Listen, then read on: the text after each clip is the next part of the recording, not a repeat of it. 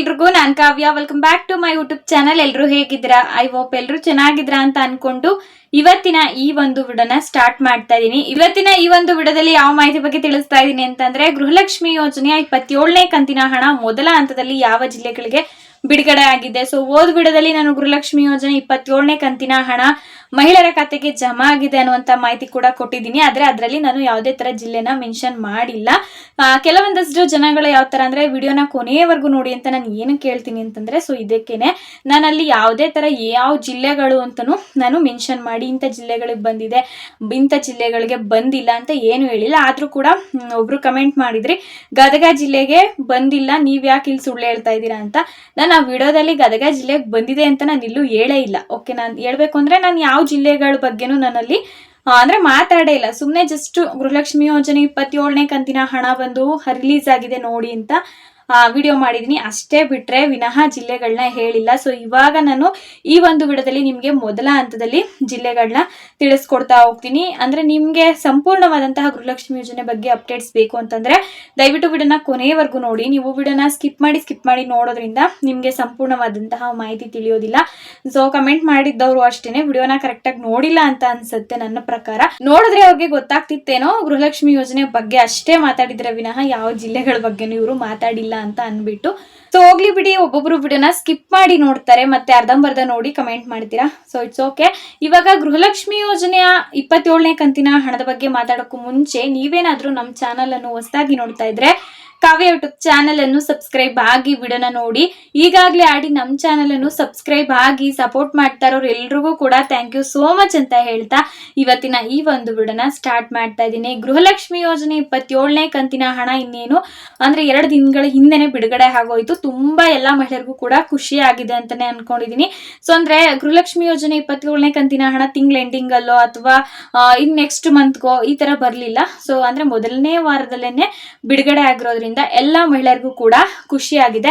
ಇದ್ರ ಜೊತೆಗೆ ಕೆಲವೊಂದಷ್ಟು ಜನ ಕೂಡ ಕಮೆಂಟ್ ಮಾಡಿದ್ರ, ನಮ್ಮ ಜಿಲ್ಲೆಗೆ ಬಂದಿಲ್ವಲ್ಲ ಯಾಕೆ ಅಂತ ಕೂಡ ಕ್ವಶನ್ ಮಾಡಿ ಕೇಳಿದ್ರ. ಸೊ ನಾನು ನಿಮ್ಗೆ ಪ್ರತಿಯೊಂದು ವಿಡಿಯೋದಲ್ಲೂ ಹೇಳ್ತಾ ಇರ್ತೀನಿ, ನಿಮ್ಗೆ ಗೃಹಲಕ್ಷ್ಮಿ ಯೋಜನೆ ಹಣ ರಿಲೀಸ್ ಆಯ್ತು ಅಂದ ತಕ್ಷಣನೇ ನಿಮ್ ಜಿಲ್ಲೆಗೆ ಬಂದ್ಬಿಡಲ್ಲ ಅಂತ ನಾನು ಹೇಳಿದೀನಿ.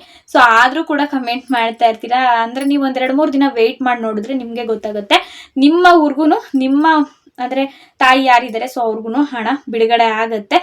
ಕಮೆಂಟ್ ಮಾಡೋರ್ಗೆ ಅಂದ್ರೆ ಥ್ಯಾಂಕ್ಸ್ ಅಂತಾನೆ ಹೇಳ್ಬಹುದು. ಯಾಕಂತಂದ್ರೆ ನಿಮ್ಮ ಒಂದು ಫೀಡ್ಬ್ಯಾಕ್ ಕೊಟ್ಟಾಗ್ಲೇನೆ ನಮಗೆ ಗೊತ್ತಾಗೋದು ಇಂಥ ಜಿಲ್ಲೆಗಳಿಗೆ ಬಂದಿದೆ, ಇಂಥ ಜಿಲ್ಲೆಗಳಿಗೆ ಬಂದಿಲ್ಲ ಅಂತ ಅಂದ್ಬಿಟ್ಟು ನಮ್ಗೆ ಇನ್ನೂ ಕೂಡ ಅಂದ್ರೆ ಕ್ಲಾರಿಟಿಯಾಗಿ ಗೊತ್ತಾಗ್ಬಿಡುತ್ತೆ ನಿಮ್ಮ ಒಂದು ಅಂದ್ರೆ ಮಾಹಿತಿಯಿಂದ. ಓಕೆನಾ? ಸೊ ಅದರಿಂದ ವಿಡಿಯೋನ ನೋಡೋರು ನಿಮ್ ಖಾತೆಗೆ ಹಣ ಬಂತ, ನಿಮ್ ಜಿಲ್ಲೆಗೆ ಹಣ ಬಂತ ಏನು ಇದ್ರ ಬಗ್ಗೆ ಕಮೆಂಟ್ ಮಾಡಿದ್ರೆ ನಮಗೂ ಕೂಡ ಗೊತ್ತಾಗತ್ತೆ. ನಿಮ್ಮೂರವ್ರು ಯಾರಾದ್ರೂ ಇದ್ರು ಅಂತ ಅಂದ್ರೆ ಸೊ ಅವರು ಕೂಡ ವಿಡಿಯೋ ನೋಡಿದ್ರೆ ಇಂಥ ನಮ್ ಜಿಲ್ಲೆಗೆ ಬಂದಿದ್ಯಪ್ಪ ಅಥವಾ ಬಂದಿಲ್ಲ ಅನ್ನೋದು ಅವರು ಕೂಡ ಕ್ಲಾರಿಟಿ ತಗೊಂಡ್ಬಿಡ್ತಾರೆ.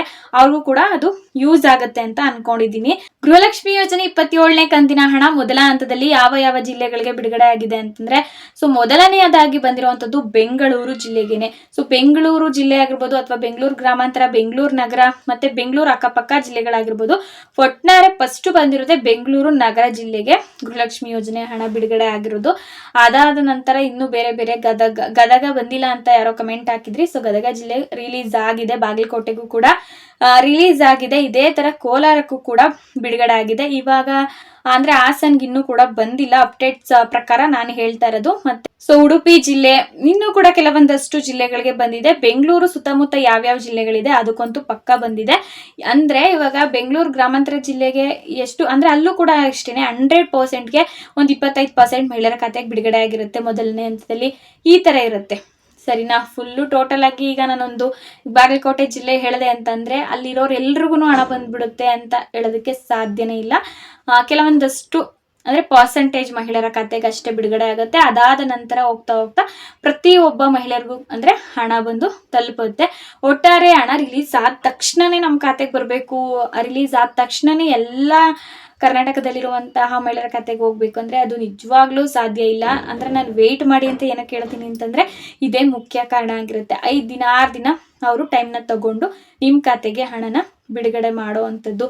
ಸೊ ಇದ್ರ ಬಗ್ಗೆ ನಿಮ್ಗೆ ಫುಲ್ಲು ಕ್ಲಾರಿಟಿನ ನಾನು ಈ ವಿಡಿಯೋದಲ್ಲಿ ತಿಳಿಸಿದೀನಿ, ಹೇಳ್ಬೇಕಾಗಿತ್ತು. ಸೊ ಅದರಿಂದ ಹಾವೇರಿ, ಕೋಲಾರ ಮತ್ತೆ ಮುಖ್ಯವಾಗಿ ಬೆಂಗಳೂರು ಗ್ರಾಮಾಂತರ, ಬೆಂಗಳೂರು ನಗರ ಸೊ ಬೆಂಗಳೂರು ಅಕ್ಕಪಕ್ಕ ಜಿಲ್ಲೆಗಳಿಗೂ ಕೂಡ ಬಿಡುಗಡೆ ಆಗಿದೆ. ಸೊ ಕೊಡಗು ಜಿಲ್ಲೆಗೂ ಕೂಡ ಬಿಡುಗಡೆ ಆಗಿರುವಂತದ್ದು ಒಂದು 10% ಮಹಿಳೆಯರ ಖಾತೆಗೆ ಬಿಡುಗಡೆ ಆಗಿದೆ.